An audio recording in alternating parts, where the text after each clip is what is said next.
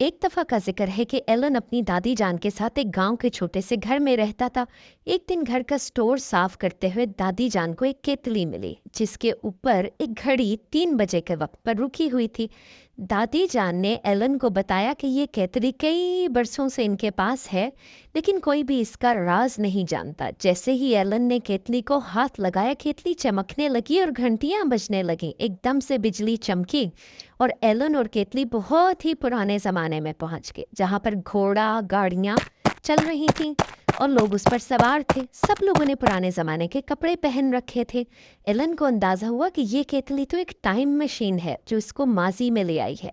उस जगह पर एलन को एक दोस्त मिला, मिस्टर जेनर, जिसने इसको बताया कि मैं काफ़ी सालों से यहाँ पर बंद हूँ और यहाँ से वापस जाना चाहता हूँ।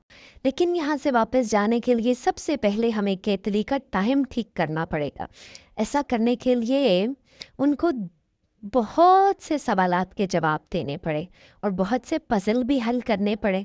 फिर मिस्टर जेनर ने केतली पर बनी घड़ी का एक वक्त मुकर्रर कर दिया और वो दोनों एक झटके के साथ केतली को पकड़ के अपने घर आ गए। मिस्टर जेनर असल में एलन के दादा जान थे। इस केतली के जरिए इसको अपने दादा जान वापस भी मिल गए और उसने माजी का सफ़र भी मुकम्मल कर लिया।